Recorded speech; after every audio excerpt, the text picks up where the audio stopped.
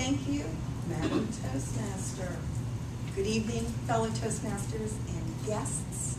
Today, I am going to talk to you about commitment.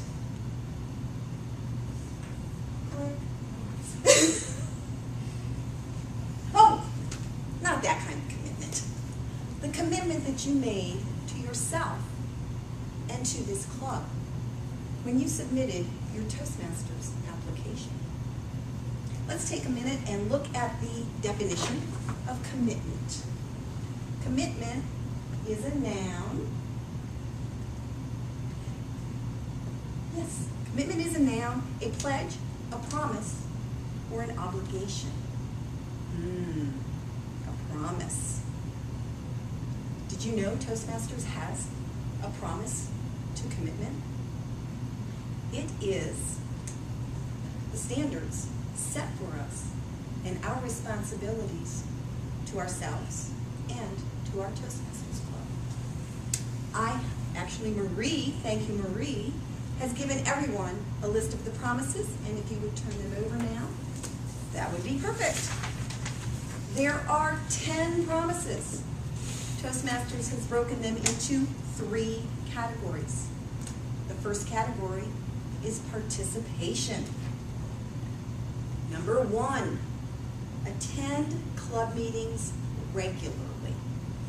We meet the first, third, and 5th Thursdays of each month.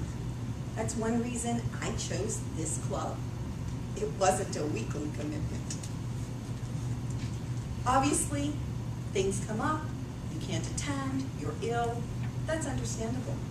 However, forgetting or I just don't feel like it today are not good examples of commitment. Number 2, prepare speeches from the manuals. There's no written rule that says you have to go 1 through 10 or whatever the number in order in the manuals. People have skipped around a little bit, and that's okay. In general, though, Toastmasters has a proven track record, and the order that they have set up in your speakers' manuals is what they have determined is the best way to help you build your confidence and your expertise. From time to time, a few members will bring in their own personal presentations. I've done it. Something that you have to present at another event. That's okay. Feedback, practice, and planning are all part of a successful presentation. However, it's a little frowned upon to continue to constantly bring your own personal material in. It defeats the purpose that Toastmasters has set up and their proven measuring method. Number 3, prepare to fill assignments. Today's a great example. Often, a few number of people fill a very large number of roles. Excuse me 1 second. Can you click? Thank you. Okay, so if you are planning to attend a meeting, please plan to fill a role. You get credit for it in your leadership manual, and it helps your fellow club members, and it helps you in keeping your commitment to the club. The next category, interacting. Click. Number 4, please provide helpful constructive evaluations. Another topic that was wonderfully explained today. Evaluations are important. They let the speaker know what worked, what didn't work, and how they can improve the next time. An effective evaluation talks about specific things that the speaker did well. Also, something that they need to improve on, and then it is concluded on a positive note. Sometimes a speech is so well presented that it's difficult to find an area for improvement, but you should try. Very few speeches are perfect. And then sometimes a speech totally bombs.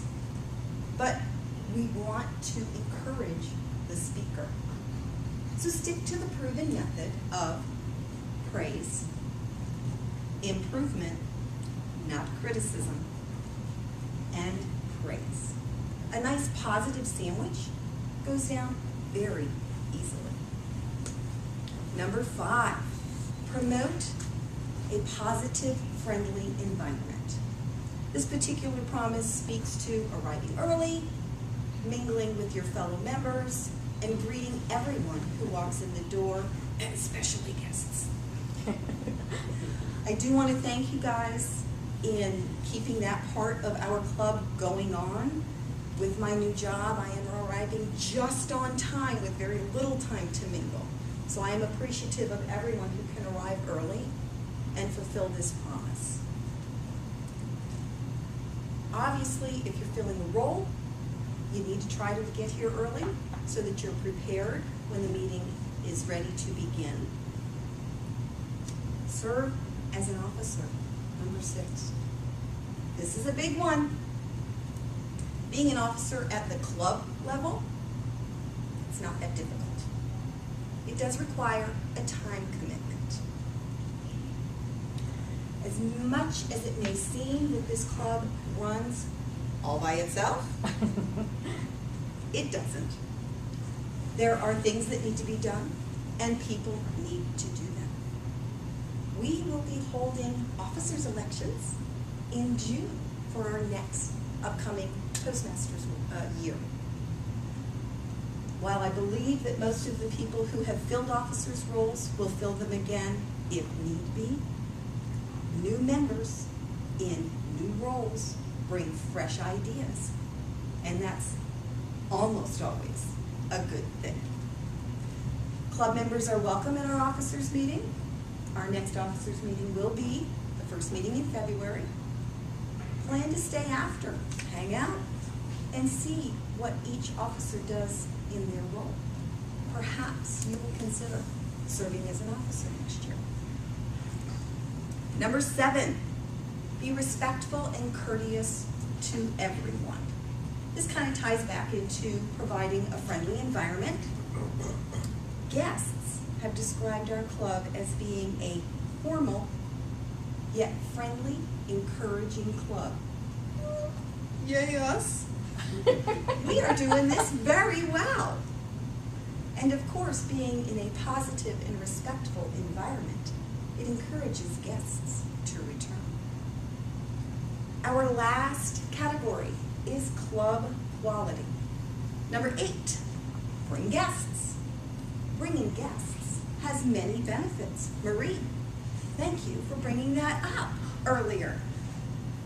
It allows people the opportunity to discover what Toastmasters is all about. It puts strangers in the audience and allows the speakers to stretch their comfort zone. It may increase our club membership, which is an annual club goal. Number 9, follow guidelines and rules. It's just good practice to stay within the parameters set for us by Toastmasters. It helps keep us on track, and it keeps our club healthy. Number 10, observe ethical standards. Toastmasters is no fly-by-night operation. They have been around since 1924. They have rules, ethics, and the promise to commitment that we, as Toastmasters, are expected to follow. Take the promise home with you, put it with your Toastmaster things, and review it from time to time. It's a good reminder of why you joined Toastmasters and how you can keep the commitment to this club. That wraps up the official presentation, but I want to take a few minutes and really drive the point home. John Walters, our Vice President of Public Relations, has asked each officer to videotape why they joined BCP Toastmasters and why they continue to come to BCP Toastmasters. That goes right along with the topic of keeping the commitment. At this time, I would like to call up one of the founding members of BCP Toastmasters. And this is, by the look on her face, totally unprepared. So we will make this a table topic. And Tim has agreed to time 1 to 2 minutes for Miss Amy Hoops.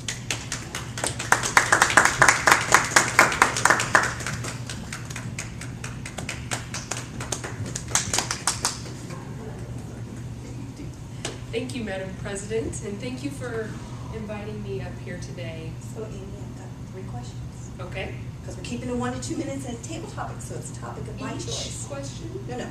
Just 3 questions, 1 to 2 minutes. Ready? So I want to know why you joined BCP Toastmasters. I want to know the roles that you filled in the club. And I want to know why you're keeping the commitment to BCP Toastmasters. Thank you, Pam. I joined Toastmasters back in 2006. The Caterpillar business unit here in North Carolina did not have a Toastmasters Club. So I was one of the founding members. We chartered the club in 2006, and I've been coming every other week since. I came because one of my fellow peers reached out to me and said, "Your public speaking sucks." I needed help. I knew I needed help. Every time I got in front of an audience, you could hear it in my voice, you could see it in my face. I struggled presenting. I could know the material like the back of my hand, but I struggled. I'd lose my train of thought. I'd sit there and look at people looking at me, and then it would just start. You could see it like come up from my neck all the way up to my face, and I got beet red, and there was at one point that I couldn't continue. So they reached out to me and said, "You need help." So I pursued Toastmasters. Since I have held many clubs, I've been the president twice, I've been a VP of education, a VP of membership, and I've been the treasurer since 2006. And the third and final question, I stay committed because I know I still need to improve. I'm comfortable in front of an audience now. I look forward to speaking when I am called upon, but there's still lots of room for improvement. Not only for the communication side, but the leadership track.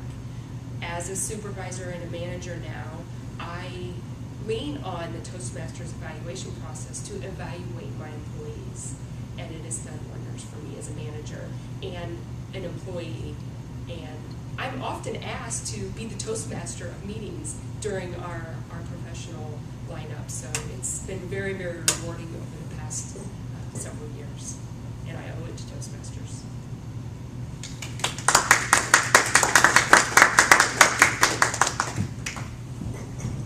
I joined this club for my own personal gain. I wanted to become a better speaker to increase the revenue in my business. Selfish, I admit. Now I come because I feel a sense of belonging here amongst other people who are striving to improve their speaking skills and who are empathetic to my point. Toastmasters, keeping the commitment to your club and to yourself. Madam Toastmaster.